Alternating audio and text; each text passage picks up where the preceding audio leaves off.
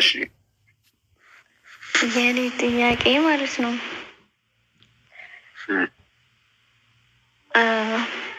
አግብቼ ፈታሁኝ። ከተፈታሁ 1 ወሬ ነው። እሺ 6 ዓመት ያው በኒካ ነበርን እንጂ ያው አብሬ አልነበርኩም እሱ ጋር ማለት ነው። ስለዚህ አሁን ኒካ ከወረደ በኋላ እኔ ማግባት ብፈልግ ግዴታ 3 ወር መጠበቅ አለብኝ ማለት በእንትንነት አይደለም፣ በፈቃደኝነት ምናምን ሳይሆን የተፋታ ነው። በእንትን ነው በሸሪያ ፍርድ ቤት እና የሆነ በመሐላ ምናምን ቦታ። እሺ ኒካ ተፈቷል አይደል? ለማንኛውም እሺ ኒካ ከዚህ በፊት አውርዶ ማለት ከሱም ወይ ከኔም ሰው ስለሌለ ካዴ ስለ ካዴ አሁን በፍቃደኝ ተገዶም ምን ተብሎም 1 ወሬ ገና ኒካ ከወረደ ማለት ነው። ስለዚህ እኔ አሁን ማግባት ብፈልግ ግዴታ 3 ወር መጠበቅ አለብኝ። 6 ዓመት አብሬ አይደለም። ኒካ ከታሰረ በኋላ አብራችሁ ህይወትን ጀምራችኋል። 1 ቀን ቢሆን አብራችሁ አድራችሁ ከሆነ አሁን በተፈታሽበት ጊዜ የዒዳ ጊዜ መቁጠር አለብሽ 3 ሀይድ በተከታታይ። ኒካ ከታሰረ በኋላ ግን 1ም ቀን ሳትገናኙ ኒካው በአየር ላይ ያለ ብትፋቱ የዒዳ ጊዜ መጠበቅ አይጠበቅብሽም፣ ወዲያው ማግባት ይቻላል። አላህ ስብሓነሁ ወተዓላ ሱረቱል አሕዛብ ላይ ይህን ሲናገር ምን ብሏል? ያ አዩሃ አለዚነ አመኑ ኢዛ ነከሕቱሙል ሙእሚናት ثመ ጠለቅቱሙሁነ ሚን ቀብል አን ተመሱሁን ፈማ ለኩም ዐለይሂነ ሚን ዒደትን ተዕተዱነሃ ፈመቲዑሁነ ወሰሪሑሁነ ሰራሐን ጀሚላ ይላል። እናንተ ያመናችሁ ሰዎች ሆይ ምእመናት ሴቶችን በምታገቧቸው ጊዜ አግብታችኋቸው ከዚያ ምንም ሳትገናኟቸው ብትፈቱ የዛኔ ለእናንተ የሚጠብቁት ዒዳ የለም ብሏል። የምትቆጥሩባቸው ዒዳ የለም። ስለዚህ አንድ ሰው ኒካ አስሮ ምንም ሳይገናኛት በአየር ላይ ኒካ እያለ 1 ቀን ሳይገናኛት ቢፋቱ የዒዳ ጊዜ መጠበቅ አይጠበቅባትም፣ ወዲያው ማግባት ትችላለች። ግልጽ ነው አይደለ? 1 ቀንም ቢሆን አብረው ካደሩ ግን ህይወትን ጀምረዋል። የዛኔ ቢፈታት የዒዳ ጊዜ ትጠብቃለች ማለት ነው። ግልጽ ነው። እሺ መህርስ ይገባታል አይገባትም? መህር ሳላ እመልሳለሁ። ጊዜ መልሻለሁ። ይህን ጥያቄ ተረጋጓል። 1 ጥያቄ ሰው 1 ከጻፈ እሺ ጊዜ አትደጋግሙ። ከላስ አይዋለሁ። እሺ ሌላኛው ምንድነው? ምን ይጠበቅባታል ልጅቱ? የዒዳ ጊዜ አይጠበቅባትም ምንም ሳይገናኛት ስለፈታት። የመህር ስጦታስ ይገባታል አይገባት? እሱ ከሆነ የፈታት የመህር ስጦታ መስጠት አለበት። ምን ያክል? ግማሽ መስጠት አለበት። ግልጽ ነው አይደለም? በአየር ላይ ኒካህ እያለ ቢፈታት ሰውየው ግማሽ መህር መስጠት አለበት። እሷ ከሆነች ፍቺ የጠየቀችው ግን የዛኔ መህር አይሰጥም፣ መህር አይሰጥም። ግልጽ ነው አይደል? እሱ ከሆነ የፈታትን መህር ይገባታል ግማሽ። ለዚህ ማስረጃ ደግሞ አላህ ሱብሓነሁ ወተዓላ ሱረቱል በቀራ ላይ ምን አለ? ወኢን ጠለቅቱሙሁነ ሚን ቀብል አን ተመሱሁነ ወቀድ ፈረድቱም ለሁነ ፈሪዳ ፈኒስፉ ማ ፈረድቱም ኢላ አን ያዕፉን አለ። ሴቶችን አግብታችኋቸው ከፈታችኋቸው ምንም ሳትገናኟቸው የዛኔ ከተወሰነላቸው የመህር መጠን ግማሹን ልትሰጧቸው ይገባል ይላል፣ ይቅር ካላሉላችሁ በስተቀር። ስለዚህ አንድ ሰው ኒካ አድርጎ እዚያ በኋላ ምንም ሳይገናኛት ኒካሁ እያለ ቢፈታት ግልጽ ነው፣ እርሱ ግማሽ መህር የመስጠት ግዴታ አለበት። መህሩ ለምሳሌ የተወሰነው 1 ሚሊዮን ከሆነች 500 ሺህ መስጠት አለበት። ግልጽ ነው አይደል? 1 ቀን አብረ ከሆነና ከዚያ በኋላ ቢፈታ ግን ሙሉ መህር መስጠት አለበት። ሳይገናኙ በአየር ላይ ያለ ኒካሁ ቢፈታ ግማሽ መህር መስጠት አለበት። ይቅር ካላለችላቸው በስተቀር መስጠት አለባቸው ብሏል አላህ ሱብሓነሁ ወተዓላ። እስኮን ይፈታ። ይህ ነው። እሺ በአየር ላይ ኒካሁ እያለ ቢሞትስ? አያድርገውና ኒካ አሰሩ። ለምሳሌ 1 ቀንም አብረው አልተገናኙ፣ አብረው እንኖራለን እያሉ ሳይፈታት በአየር ላይ ኒካሁ እያለ ቢሞት የዒዳ ጊዜ ይጠበቅባታል? አዎ የዒዳ ጊዜ ይጠበቅባታል። ስላልፈታ ሰውየው ቅድም ከፈታ ነው ይሄ ሰውዬ ኒካህ እያለ ነው የሞተችው። ስለዚህ ባሏ የሞተባት ሴት የምትጠብቀውን የዒዳ ጊዜ ትጠብቃለች። ምን ያክል? 4 ወር ይሰካል። ለዚህ ማስረጃ አላህ ሱብሓነሁ ወተዓላ ሱረቱል በቀራ ላይ ምን አለ? ወለዚነ የተወፈውነ ሚንኩም የዘሩነ አዝዋጀን የተረበስነ ቢአንፉሲሂነ 4 አሽሁር ወዐሽራ አለ። እነዚያ ሚስቶቻቸው የሞቱባቸው ከእናንተ በባሎቻቸው 2-4 ወር ከ10 ቀን የዒዳ ጊዜ ይጠብቃሉ። ግልጽ አይደለም? 4 ወር ከ10 ቀን። እሺ መህርስ ይገባታል? አዎ ይገባታል። ስላልፈታ ሰውየው መህር ተወስኑላት ከሆነ ሳይሰጣት ቢሞት ሰውየው ኒካህ እያለ መህር ይገባታል። ያንን ሊሰጣት ይገባል። እሺ ውርስ ትወርሳለች አትወርስም? ውርስ ትወርሳለች አትወርስም? ባሏ ሀብታም ሊሆን ይችላል፣ ያንን ጥሎ ሊሞት ይችላል። አንድም ቀን ግን አልተገናኙም፣ ህይወትን አልጀመሩም። የዕዳ ጊዜ ጠብቃለች። ውርስ ይገባታል ይገባታል? ይገባታል። አንዲት ሚስት የሚሰጣትን የውርስ መጠን ሸሪያ ፍርድ ቤት ያለውን ገንዘብ ያጠናና የሚገባትን እንኳን ባስቀመጠው ህግና መሰረት በዚያ ውርስ ይገባታል ማለት ነው። ግልጽ ነው። የዕዳ ጊዜም ጠብቃለች። ይህን ይመስላሉ የዕዳ ጊዜያቶች። ባሏቸው ኒካ አስሮ ሳይገናኛቸው ቢፈታት ወይም ሳይገናኝ ቢሞት የሚለው ጉዳይ። እሺ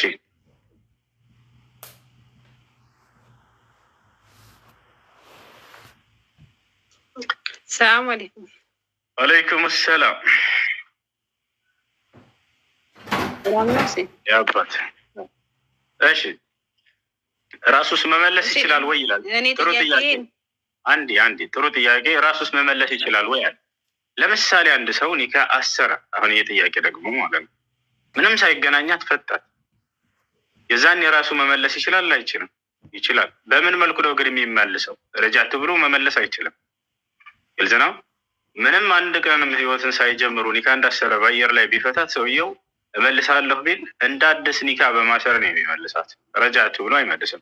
አንድ ቀን ተገናኝተው ከሆነና ህይወትን ጀምረው ከሆነ ግን 3 ሀይድ በተከታታይ እስክታይበት ባለው ጊዜ ድረስ የዒዳ ጊዜ ላይ ነች። በዛን ጊዜ ረጃት ብሎ መመለስ ይችላል። ምንም ሳይገናኙ በአየር ላይ ኒካ ያለ ይፈታ ግን ሰውየው ረጃቱ ብሎ ሳይሆን እንደ አዲስ ኒካ በማሰር ይመልሳታል።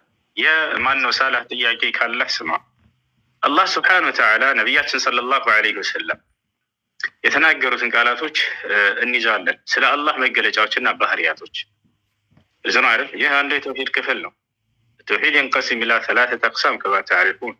القسم الأول هو توحيد الربوبية، والثاني هو توحيد الألوهية، والثالث هو توحيد الأسماء والصفات. ما معنى توحيد الأسماء والصفات؟ وذلك إثبات ما أثبته الله تبارك وتعالى في كتابه وما أثبت له رسوله صلى الله عليه وسلم في سنته من صفات الكمال ونعوت الجلال للرب سبحانه وتعالى من غير تكييف ولا تعطيل ولا تمثيل ولا تشبيه.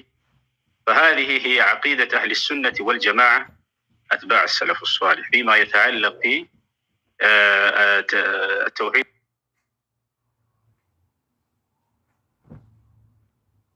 الأسماء والصفات.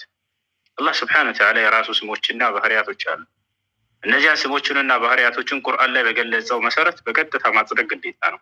እኔ እጅ አለኝ አለ። አዎ እጅ አለው። ምን አይነት ነው የሚለውን ግን ማንም ነብይ እኔ አምላክን አላህን አይቻለሁ ብሎ ለህዝቡ ያስተማረ የለም።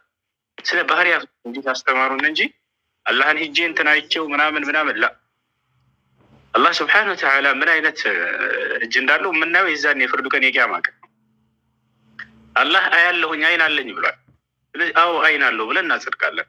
ነገር ግን አይኑ ምን አይነት ነው የሚለውን ማንንም አልመስልም ብሎ ዘግቶታል። ማንም ምን የሚመስል ፈጽሞ የለም ብሏል። ስለዚህ ከምናየው ሰዎችንም ሆነ ማንኛውንም ነገር ልናመሳስለው አንችልም። አዎ እንዲህ አለኝ ብሎ እየተናገረው እንደተናገረው ማጽደቅ ግዴታ ነው። ግልጽ ነው አይደለ? ኢስባት ማ አስበተ አላህ ዐዘ ወጀል ፊ ኪታቢሂ አላህ በቁርአኑ ላይ ያጸደቀውን የራሱን መገለጫዎችና ባህሪያቶች ከላይ እንደመጣ አጽድቀን ነው የምንይዘው። ግልጽ ነው አይደለ? አይ ይሄ እንዲህ ሊሆን ይችላል ብሎ መገመት አይቻልም። ግልጽ ነው አይደለ? ማንንም እኔ አልመስልም ብሎ ይሄን መሰረት አሰምቶላቸዋል። ግልጽ ነው አይደል? ይህ ነው አላህ ስብሐነሁ ወተዓላ ማንንም እንደማይመስል የት ነው ማስረጃ የምናገኘው? 5 ማስረጃዎች ልስጣቸው በቁርአን አንቀጾች።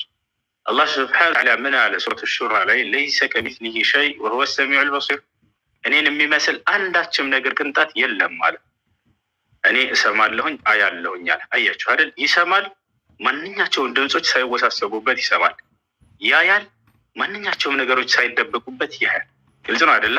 ሰዋኡ ሚንኩም መን ተረ ልቀውለ ወመን ጀሀረ ቢሂ ይላል። ለምሳሌ ወመን ሁወ ሙስተኽፊን ቢለይሊ ወሳሪቁን ቢነሃር አለ። ሰዋኡ ሚንኩም መን አሰረ ልቀውለ ወመን፣ የሰው ልጆች ወይ ከእናንተ ድምፁን ድብቅ ያወራም ሆነ ልክ እንዲሁ በገሃድ ያወራ እኔ እኩል ነው አንድ ነው አለ። እንዲሁም በሌሊት ጨለማ የሚሰራና በገሃድ በፀሐይ ቀን የሚሰራ ለእኔ ያለው አለ። የጨለማው ጨለማ ውስጥ ስለሰራ አይደበቅብኝ ማለት ይህ የሚናገረውን በድብቅ በውስጡ ስለያዘ ምን እንዳሰበ ራሱ አውቃለኛል። አላህ ስብሐነሁ ወተዓላ ይሰማል ሲባል ማናቸውም ድምጾች ዓለም ላይ የሚከሰቱ ምንም ሳይሉበት ይሰማቸዋል። ልክ እንዲሁ ያያል ሲባል ማንኛውም ነገር ምንም ሳይደበቅበት ይመለከታል አላህ ስብሐነሁ ወተዓላ። ግልጽ ነው አይደለ? የእርሱ ማየቻ አይንና የፍጥረታቶች ግን ፈጽሞ አይገናኙም። ከማንም ጋር እኔ አልመስልም ብሏል። ኸላስ እኔ አይን አለኝ ካለ ከሰው ልጆች ጋር አይን ጋር እንዳታስቡ። አንዳንድ ወገኖች ሰው ስለሚያመልኩ ቀጥታ አላህ አይን አለው ሲባል በቃ ከሰው ልጅ ጋር ሊያመሳስሉት ይፈልጋሉ።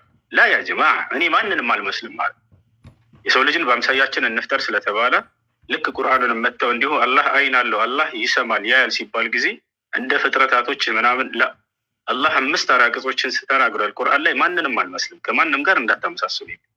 ለይሰ ከሚስሊሂ ሸይ ይላል። እኔን የሚመስል አንድም ነገር የለም አለ። አንድ ያዝ። ሁለተኛ ሱረቱ ነህል ላይ ፈላ ተድሪቡ ሊላሂ አልአምሳል ይላል። ለእኔ ለአምላካችሁ ለአላህ አንድንም አምሳያ አታድርጉልኝ ማንንም አልመስልም እናልኩለት። ሶስተኛ ሱረቱ መርየም ላይ ምን አለ? ረቡ ሰማዋት ወልአርድ ወማ በይነሁማ ፈዕቡድሁ ወስጠብር ሊዕባደቲ ሀል ተዕለሙ ለሁ ሰሚያ ይላል። የሰማያትና የምድር እንዲሁም በመካከላቸው ያሉ ፍጥረታቶች ሁሉ ባለቤትና ፈጣሪ አምላክ ነኝ እኔ አለ። እኔንም ተገዛኝ በምትገዛኝም ጊዜ ታገስ አለ። ለመሆኑ ለእኔ መኩሼ ታውቁልኛላችሁን? ማንም መኩሼ የለኝም አለ። አራተኛ ፈላ ተጅዐሉ ሊላሂ አንዳደን ይላል ሱረቱል በቀራ ላይ። ለእኔ ለአምላካችሁ ለአላህ አንድንም ቢጤ አታድርጉልኝ እኔን የሚስተካከል አንድም ቢጤ የለምና ይላል። ሌላ ሱረቱል ኢኽላስ ላይ ወለም የኩን ለሁ ኩፉወን አሐድ ለእኔ ለአምላካችሁ ለአላህ አንድም ቢጤና አቻ የለኝም ይላል።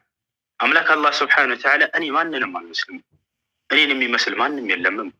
ግልጽ ነው አይደለ? ስለዚህ አላህ አይን አለው ከተባለ ምን አይነት ነው አይኑ? የሰው ልጆችን ይመስላል ምናምን ምናምን ላ ያኒ ኑስቢቱ ዛሊከ ቢላ ተክይፍ ወላ ተዕጢል ወላ ተምሲል ወላ ተሽቢህ ከማንም ፍጥረታት ጋር ሳታመሳሰል የምታጸድቀው የሆነ ባህሪያቶችና መገለጫዎች ናቸው። ጌታችን አይደለ? ይህ ነው። እሺ